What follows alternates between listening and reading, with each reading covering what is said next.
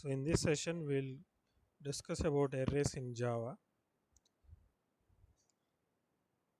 What is an array?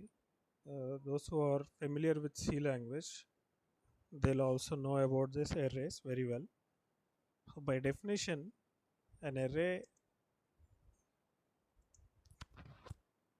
is a collection of similar data items.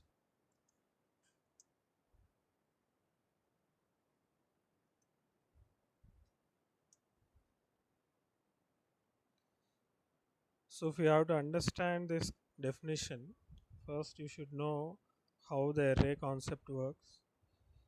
Even it is same is even in Java also, just like it is in C language. So why we have to use arrays means, because with ordinary variables we can only store one value at a time. Say what if I want to store some hundreds or thousands of values in my program, and I want to find out some average of those thousands of values. So if I don't have the concept of arrays in any programming language, then what I have to do is I have to declare as though that many variables, thousands of variables, and you can imagine how the declaration statements would be in your program if you declare so many thousands of variables and assign some values to those variables.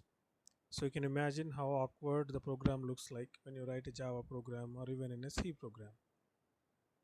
So to overcome this problem, and even there is one more problem with these ordinary variables. If the number of values that you're storing in your program is very large, and the memory allocation will be random, and these variable values, you have to search for those values at different locations. So it will take more time to identify these values or data stored in the memory. But when you use arrays, what will happen is these array elements will be stored in continuous memory locations, in adjacent locations. It is just like, say, what if your friends are residing at different locations in a city, to identify each and every one. So we need to travel to different places for each and every one, right? So it will take more time to identify all these people who are residing at different locations in a city.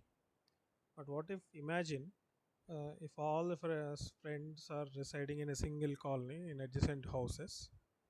If we know one person's address, then automatically you'll find the rest of the other people also, right? Alternatively, if they are staying at different locations, if you know one person's address, we will not be able to know easily the other person's address. It will take some time to travel from one person's home to other person's home for searching his address and traveling and finding him, right? But if they are at different same locations, adjacent locations in a single colony, if you know address of one person, then automatically the remaining people's address also will be found because they will be in adjacent locations.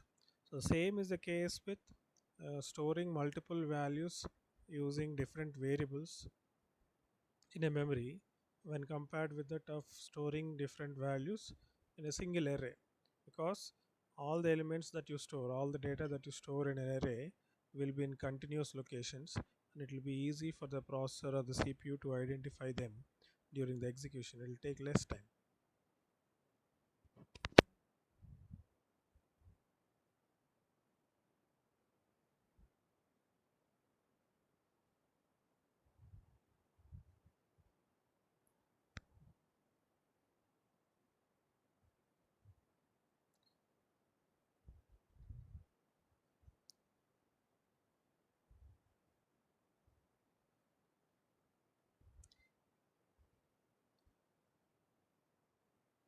Am I audible now?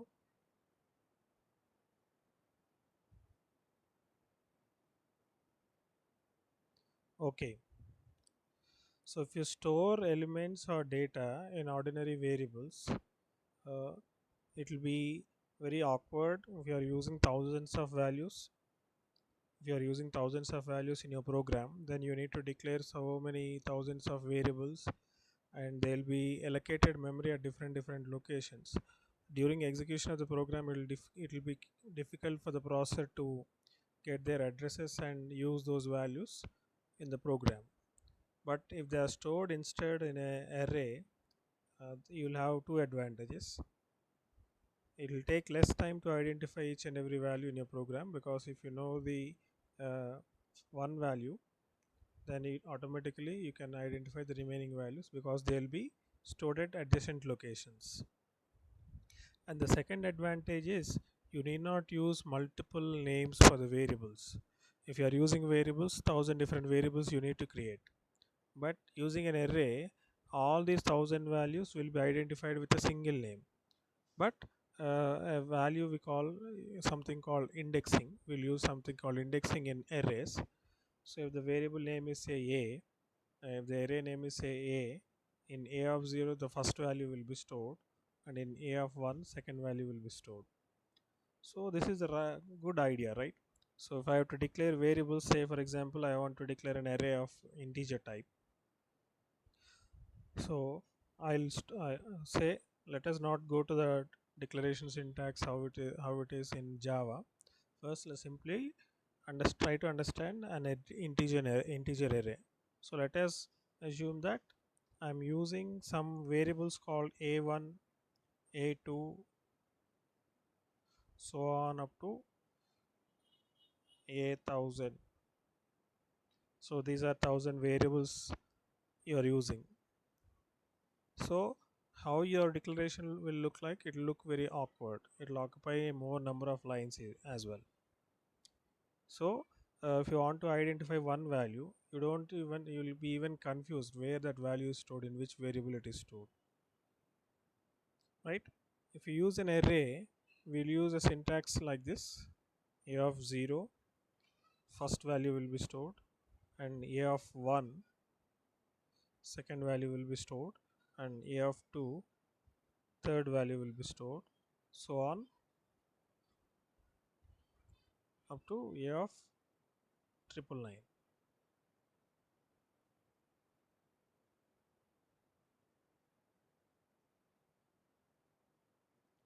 So you can store 1,000 different values in a single variable, and you can give the same name to the variable but with a different index. Starting for the first value, index will be 0, and if the size of the array is 1,000, then it will be the last index will be a of 1,000 minus 1, that is 999. So that means if the size of the array is n, then indexing will start from 0 and end at n minus 1, where n is the number of elements that you are storing in an array. So what do you mean by elements? Elements are nothing but the data. So and this data can be either an integer value or a floating point value, double value, or a string value also. Okay. So as such, we have seen a string array which we pass as an argument to the main method. We have discussed in the last class, right? So that is the advantage with arrays. So arrays have these many advantages. So how to use these arrays in Java? So we know how to use them in C, but we don't know how to use them in Java. So let us see how to create an array in Java program. So the syntax for creating an array in your Java program is you need to mention the data type followed by array name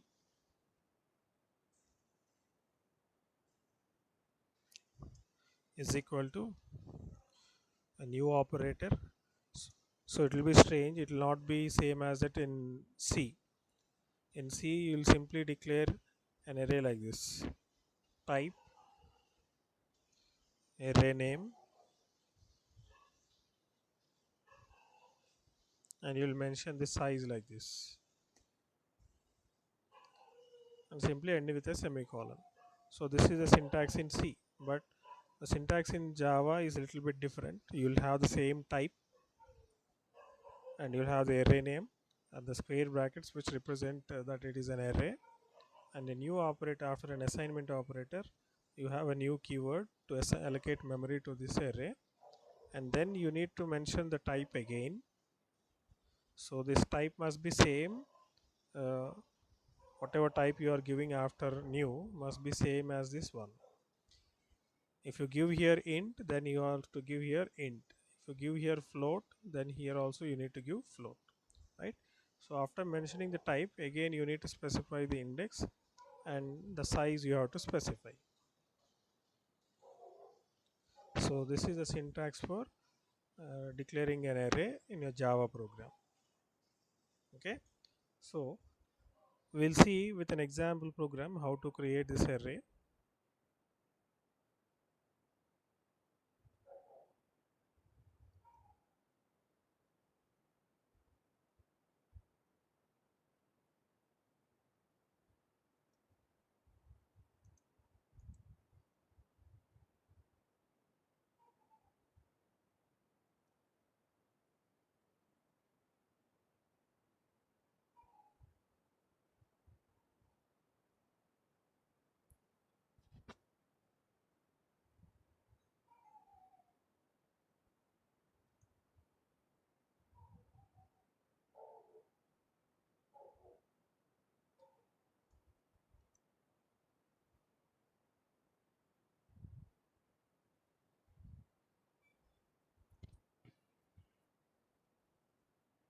So this is how I need to declare an array. So what is the size of the array now here? It is 5. So you can store values starting from index 0 up to index 4. Array of 0, array of 1, array of 2, so on up to array of 4.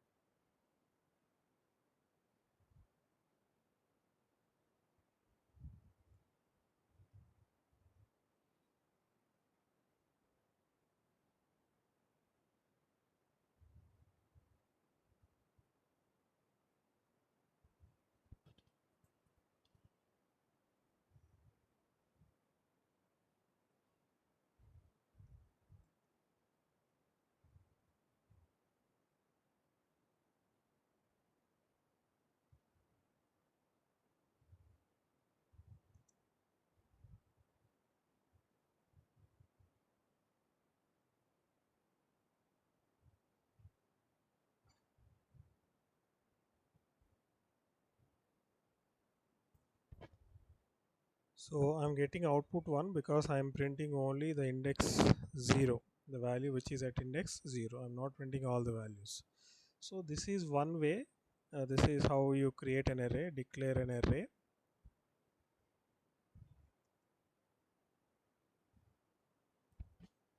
And all these statements are assigning values to the array.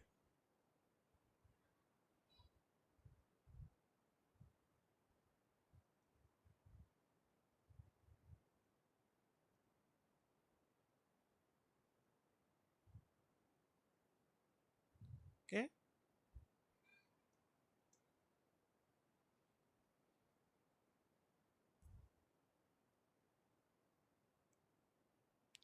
So similarly, this is assigning a value to an array at index 1, index 2, so on up to index 4.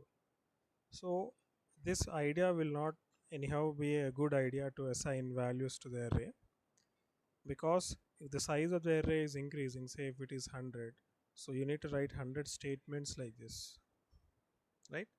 So even to print those values also you need to write the system.out.println statement 100 times. So instead of that we can use a for loop, right? So just like you use a for loop in C language, You can also use for loop here to assign values to an array, and even to print the values of an array also you can use a for loop. So let me remove these statements.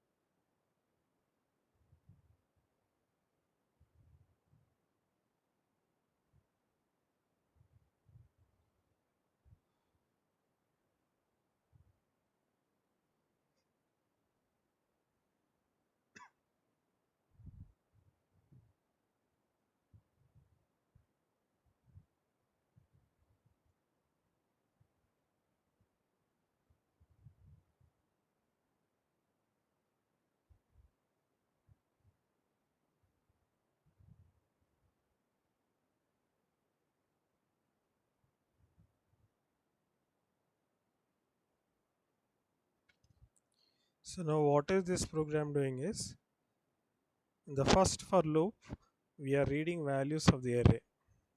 So what is the maximum size of the array? We declared it to be 5. So you need to assign only 5 values. So that's why I'm taking a for loop, and I value I'm starting from 0 because indexing of array starts from 0, and I'm taking the condition as I less than 5. So this loop will repeat up to I value is 4 starting from 0. So 0, 1, 2, 3, 4, total 5 iterations will take place. So in during each iteration, array of I, so in the first iteration I value will be 0, array of 0 will be assigned with I plus 1. I plus 1 means 0 plus 1. Currently value of I is 0, so 0 plus 1 is 1. So at index 0, 1 will be stored. In the next iteration I value will be 1, so at index 1, 1 plus 1 is 2 will be stored. So similarly in the index 2, 3 will be stored. Index 3, 4 will be stored. Index 4, 5 will be stored. So after 5 iterations are completed, you will not be able to store any of values furthermore. So in the next for loop, what I am doing is I am displaying the same values. System.out.println array of I. So during each iteration, it will display the value of at one index. So starting from I value 0. So in the first iteration, array of 0. In second iteration, array of 1. Third iteration, array of 2. So on up to fifth iteration, you have array of 4. Right. So let us see the output for this program.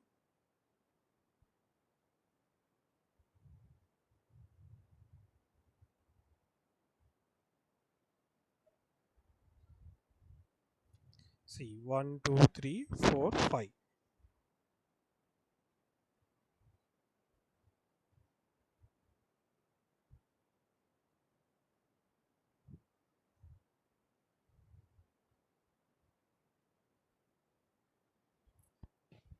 So now how the values are displayed?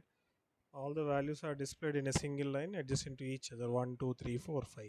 So it will you get a feeling that it is not they are not 5 different numbers, but it's a single number, 12,345, right? So to avoid that, what you can do is you can give some spacing between each and every value. So that can be done in this system.out.println by using a concatenation operator. Use a double quote, give a space, and again close a double quote. So after every element is displayed, one space will be used.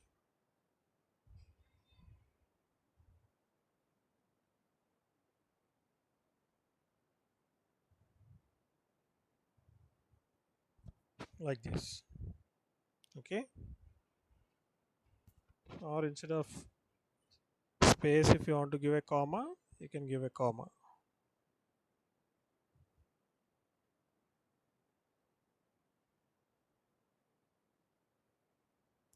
But after the last number also, you'll get a comma there.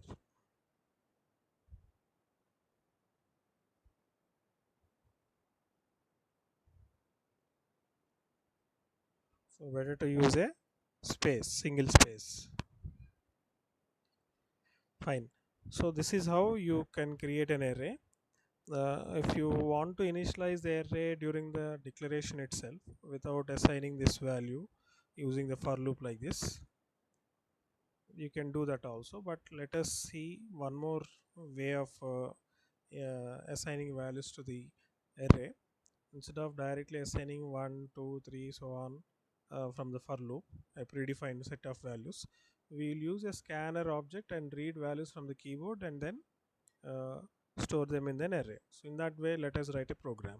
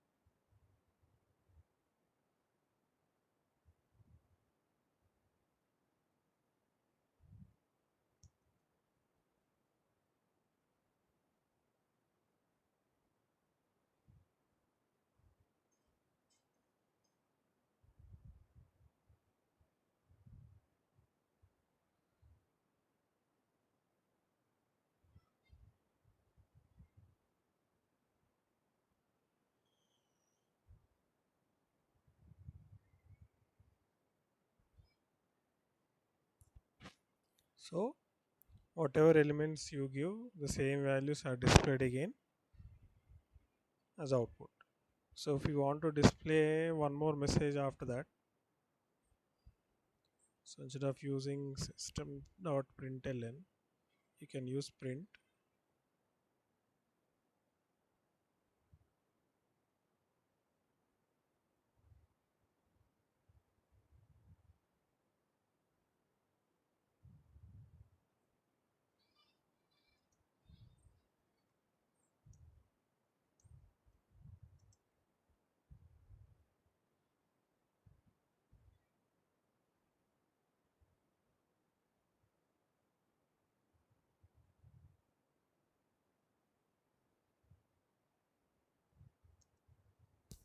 So when you are entering elements, after giving each element as input, you need to either give a space or strike the enter key and give the next value in the second line.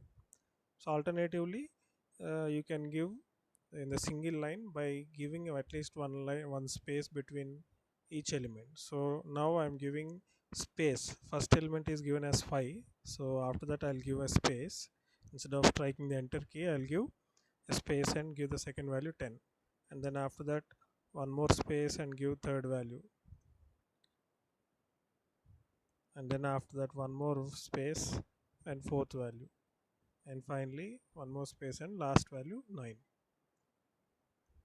Right? So the output will be displayed like this.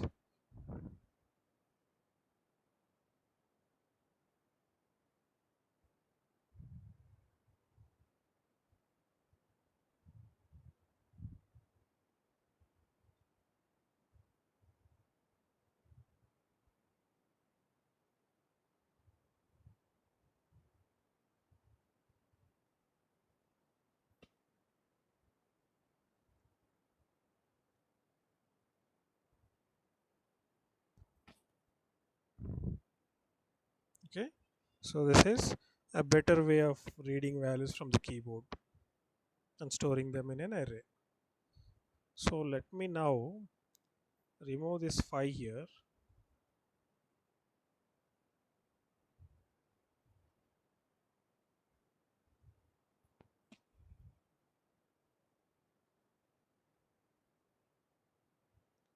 So what is happening? If you don't specify the size of the array, then it will display like this, right? So you need to mention the size definitely here. Sorry, not here. Say 5 or 10 like this. But it is up to you whether you want to store 10 values or less than 10 values. But you cannot store more than 10 values. Say now I'm declaring it as 5, and this loop I'll mention instead of 5 as 10 here, and here also I'll mention 10 here.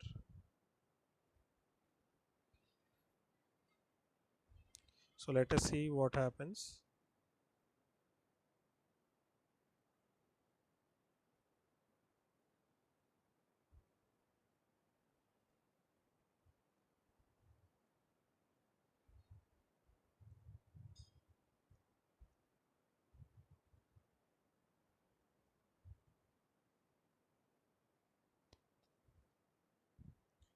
So how many values we have given as input? 1, 2, 3, 4, 5, 6, 7, 8, 9, 10 values. So what is the exception you are getting? The program will compile. There will not be any problem in compilation, but when you run the program, you will get an error. You will get a problem. So what is that problem called as exception? Any runtime error that occurs when you run the program, that is called as exception. So that exception will display here as a description. Exception in thread main java.lang.array index out of bounds exception. So that means array index will have a boundary. Because you declared that array as size 5, you need to use the boundaries only from starting from index 0 to index 4. You cannot go beyond that. So if you go beyond that 4 to 5, 6, 7, then you will get this exception when you run the program.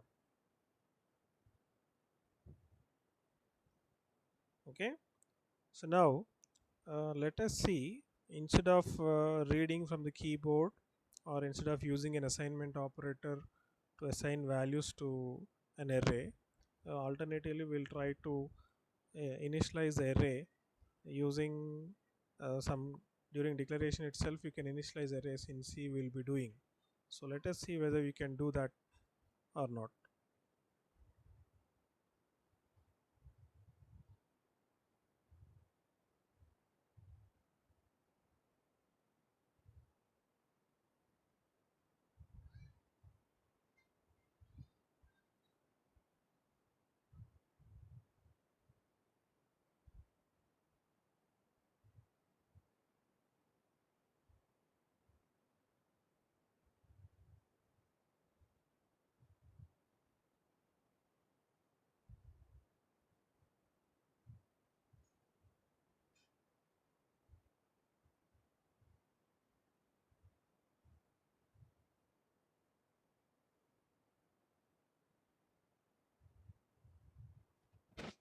So because I'm initializing the values directly during declaration here itself with 5 different values, I'm not specifying using the new keyword, I'm not using the size.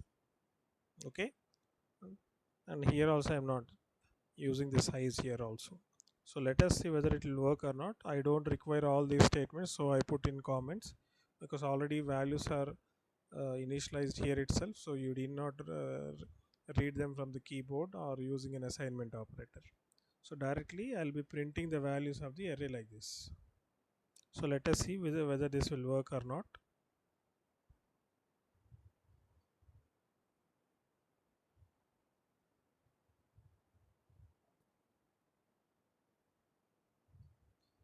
So though it is displaying the 5 values, again it is generating an exception in thread main.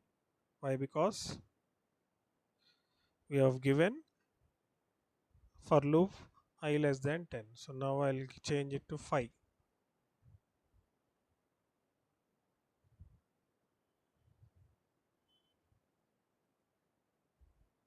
it will display, right? So different ways we have seen. If you want to use a predefined set of values to that array, directly you can declare an array like this, data type of the array, name of the array, followed by square brackets open and close. You need not mention the size of the array here. And using an assignment operator, what are those predefined set of values that you want to store in that array, how many values you want to store, that many you have to specify within the braces, separating each of the element with a comma.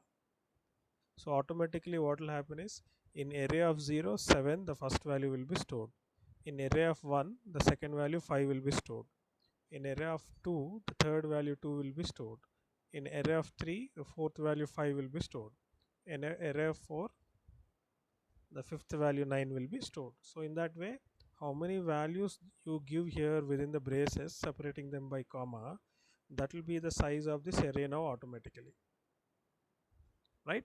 So when you have to use this way, this method, when you know how many elements you are going to store and what are those elements you want to store in that array, and which one must be first, which one must be next, which one must be last.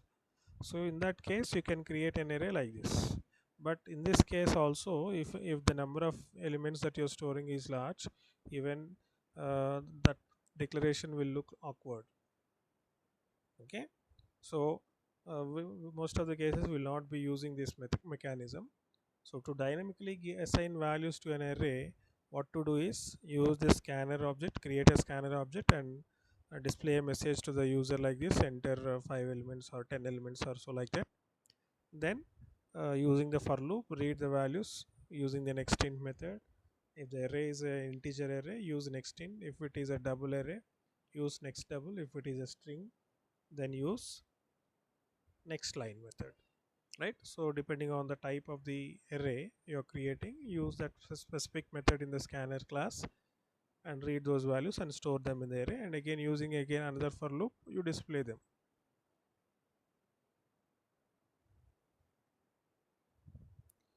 So now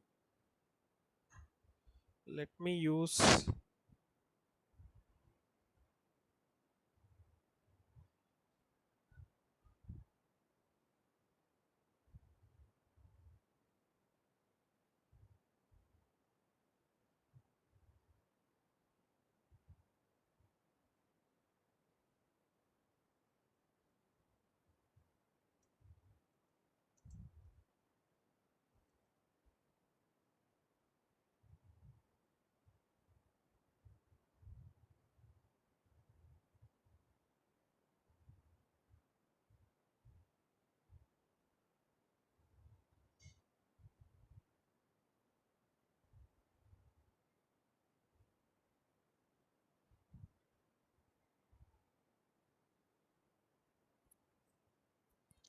see, if you want to know the length of the array, so you can know the length of the array by using a property called length property. We have used this property even for args in the previous class. So we have passed some command line arguments to this args array. So to know the number of elements you have passed as arguments from the command prompt, you have used the array name as args, and to find out its length, dot length length. So you can use this length property with any array that you create. So this will return the number of elements that are stored in that array. So in our array, how many elements are stored? 5 elements are stored. So that's why when I use this property array dot length, name of the array is array, right? We have created an array with the name array. So use that name array followed by a dot operator and use a property length. So this will automatically return you the length of that array. So as such, the length of the array is displayed as 5 and the elements of the array are 7, 5, 2, 5, 9. Right? So this is how you can find out the length of the array. So this is single dimensional arrays. You can also create multi-dimensional arrays like this. You can write a program for finding the sum of all the elements in an array. So now let us find instead of displaying all the elements of an array, simply we'll also try to find out the sum of the array also. So in the same for loop, what I'm going to do is I'll declare here an integer variable int s is equal to 0. So now this program will find out the sum of all the elements in an array. So what is the sum of all the elements? 7 plus 5 is 12, 12 plus 2 14, plus 5 19, 19 plus 9 is 28. So we need to get 28 as output for the sum of elements in the array. So in the same for loop,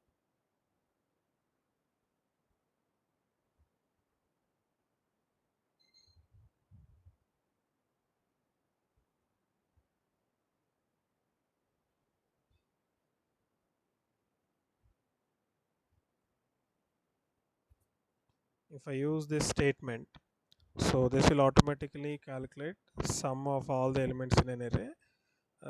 During the first iteration, s value will be 0. 0 plus array of I means array of 0, the first element of array, that is 7 in our example, will be added, and sum s will become now 7. During second iteration, 7 plus the second value of 5 is 12, 5. So 7 plus 5 is 12, so s will become 12. So in that way, 5 iterations will take place. During each iteration, the new value will be added to the previous sum. So finally, after you exit the loop, s will have the sum of all the elements in the array. So here you can display sum of the elements using a system.out.println.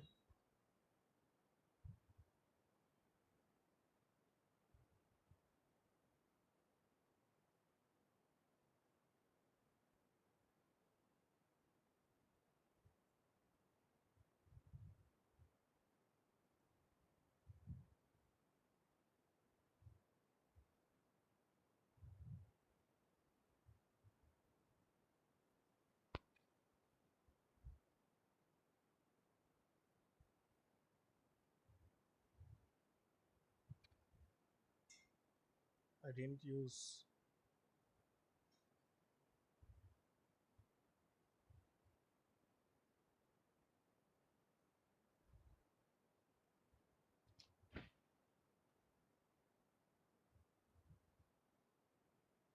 right? So as expected, sum of elements of array is 28.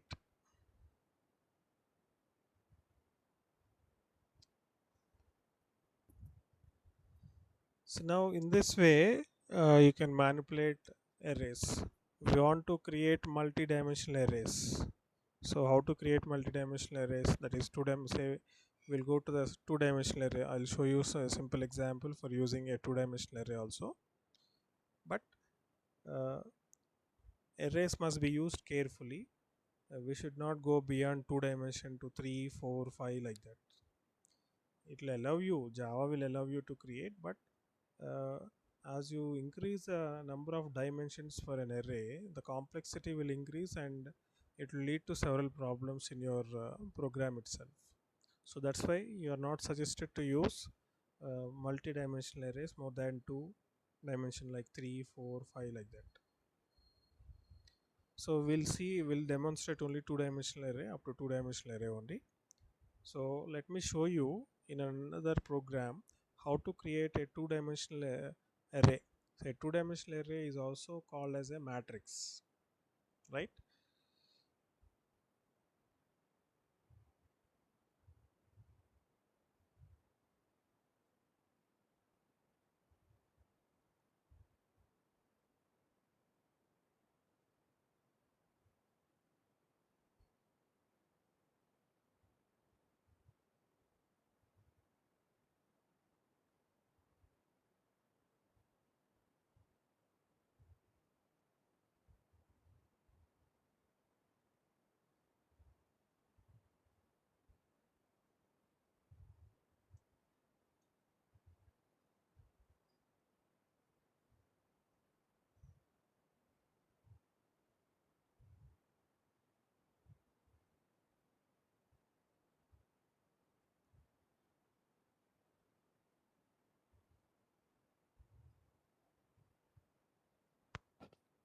So now you'll have two square brackets opened and closed immediately.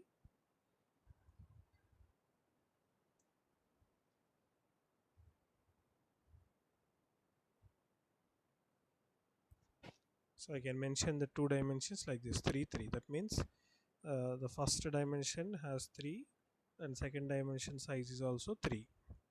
So now this will become a matrix containing 3 rows and 3 columns. So if I declare this as 3 2, then it means that it has 3 rows and 2 columns. So if I give 3 here and 2 here, it means that 2 rows and 3 columns. So 3 by 3 now, if I give, it is a square matrix. It will have 3 rows and 3 columns. So just like you have done in the previous program using a scanner object, you can read values from the keyboard.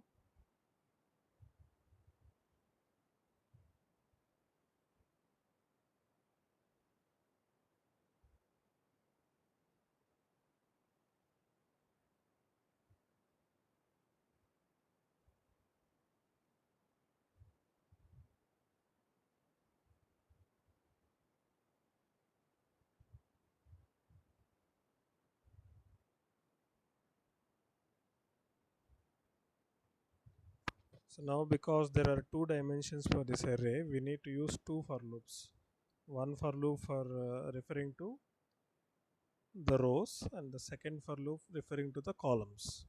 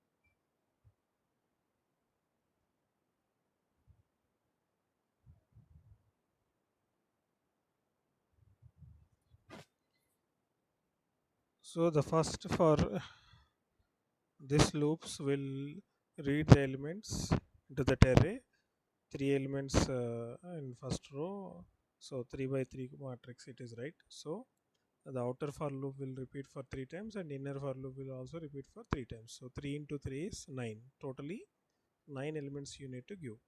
So to intimate the user about what he is supposed to do when you run the program, let us give a system.out.println here.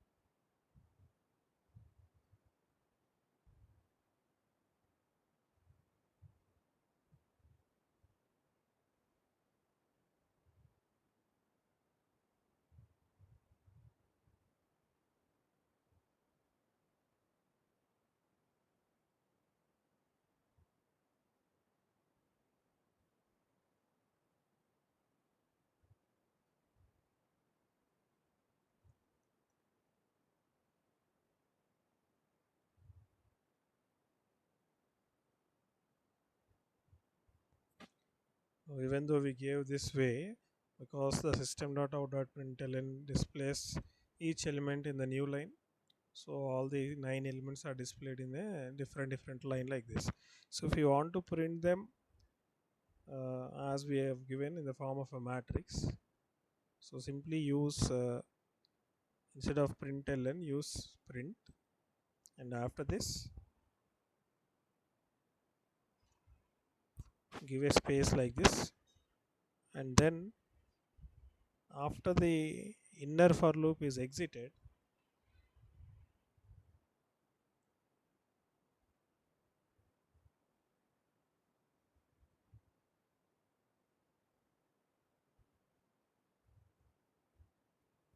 simply give a blank system.out.println, which will take the cursor to the next line. So once this inner for loop iteration is completed for j is equal to 1, 2, 3, so on. So 0, j is equal to 0, 1, 2.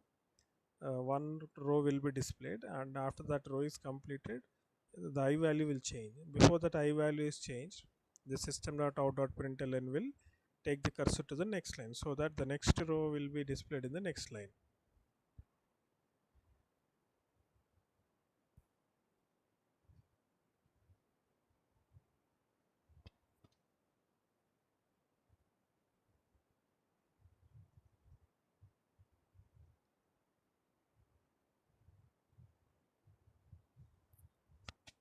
Right, so they are displayed again in the same way. So if you want, you can give a message here.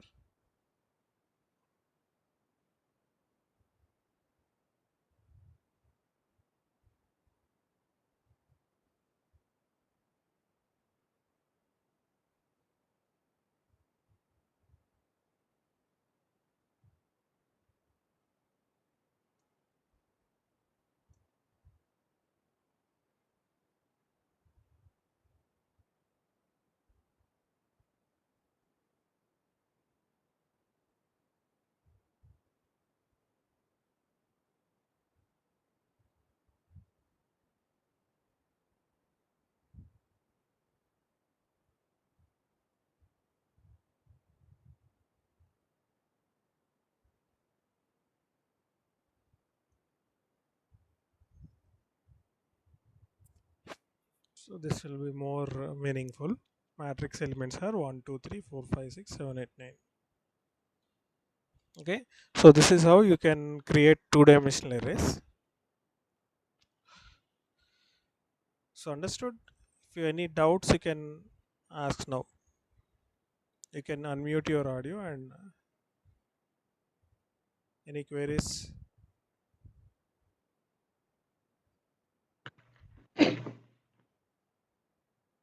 So ఒకసారి పైకి తీసుకో. Yeah, so మనము అరే declaration అప్పుడు we can use like ఇంట్ ఏ like in అరే new ఇంట్ అని చేసుకోవచ్చు, లేకపోతే డైరెక్ట్ ఫ్లవర్ బ్రాకెట్స్ లో వాల్యూస్ కూడా ఇచ్చుకోవచ్చా? యా అట్లా కూడా ఇచ్చుకోవచ్చు. అట్లా ఇస్తే ఏమవుతుందంటే నువ్వు ఏం వాల్యూస్ ఇచ్చావో అవే ఉంటాయి, ఫిక్స్డ్గా, స్టాటిక్గా ఉంటాయి.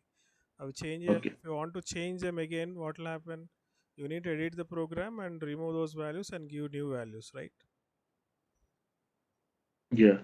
Yeah, so each time you want to give a new set of values for the array, you need to edit the program and make the changes to those elements, and then save the program again, compile it again, and run it again. So this is a tedious task, right? So instead of that, okay.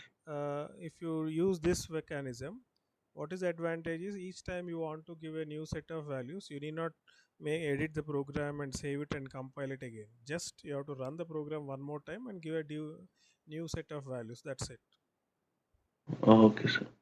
right? Uh, okay. so observe the difference between single dimensional array and two dimensional array. So now that you yeah. have understood this one, tomorrow your task is to write programs for matrix addition, matrix multiplication program, and okay sir. a trace of a matrix also. Okay sir. And in single dimensional array, you can store multiple values as I shown you in this video, and I have found the sum of all the elements in an array, right? You can even yeah. find the sum of average of all the elements in that array. Okay, sir. Okay, so that will be a practice for you for tomorrow. So when you come back tomorrow, you'll come with those programs. If you're able to do it, well and good. We'll have a discussion and go ahead further, Okay, sir.